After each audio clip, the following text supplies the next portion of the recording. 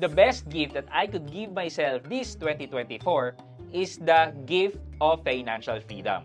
Anong ibig sabihin? Well, samahan niyo ako pag-usapan natin yan. Sit back and let's discuss. Coming right up.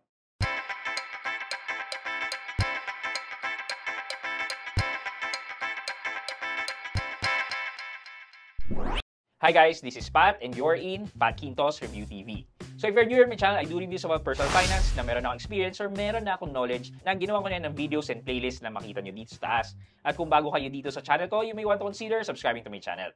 So, nasabi ko nga na the best gift that I could offer myself or give myself this 2024 ay ang financial freedom. Okay, so I'd like to share with you guys itong ginawa ko recently about my finances. So, I paid the last big chunk ng aking utang with my credit card. So, around 330,000 yung binayaran ko with East West. If you're just new to my channel, na-mention ko before na meron pa akong isang credit card na binabayad-bayaran. So, when I say binabayad-bayaran, well, yung credit card na yon ay nag-i-interest pa. At hindi ko siya fully na-pay monthly. But the rest of my credit cards, yung HSBC, Security Bank, BPI, Zed, lahat yan binabayaran ko in full every month. And then, ito na nga lang natitira, nag-iisa na si East West Credit Card. And sabi ko last November, I have to do this.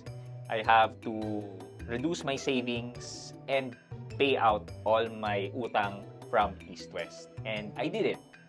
And after that, ang saya ng pakiramdam. Ang saya. Yun ang masashare ko.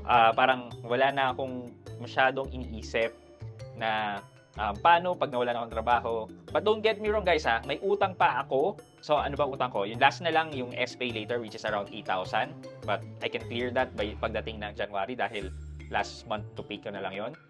With regards to my credit cards, ginagamit ko and then I pay in full. Ibig sabihin, meron akong cash on hand to pay for my purchases with my cards. Meron na lang din na mga installment na nakakarga sa mga credit card, but I can pay in full din naman. I can pay them out kung gugustuhin ko. It's just that sayang lang yung 0% interest na naka-charge doon.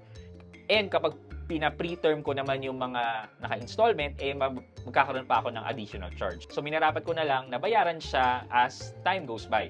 Pero in terms of utang na nag-i-interest, well, wala na. Financially free.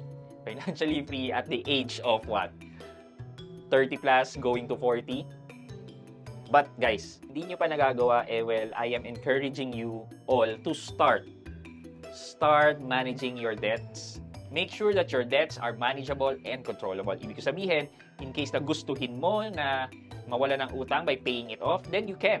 Then do it. That's what I mean by managing and controlling your debts. But again guys, hindi ko po sinasabi na masama umutang. Well, at the age of 21, nagkaroon na ako ng credit card, nagsimula akong umutang, nagkaroon ng pangit na record, nag-move on sa buhay, na-regain yung finances, na-regain yung credit score, and look at me now, ngayon lang ako nagkaroon ng financial freedom, and at the same time, hindi rin ako nangangamba kasi I have built my emergency savings and my savings. Tiyaga lang talaga, trabaho. Okay? So, yun ang gusto kong i-share sa inyo, i-inspire kayong lahat na work on your finances, budget, be conscious on your spending. Yan. Hindi po masama na bumili para sa sarili mo. Be conscious enough na hindi mo naman ibabao ng sarili mo sa utang. Sana po na-inspire ko po kayo dito sa story ko. I'm just really happy to share this news to everyone na finally, at my current age, well, I can say I'm financially free.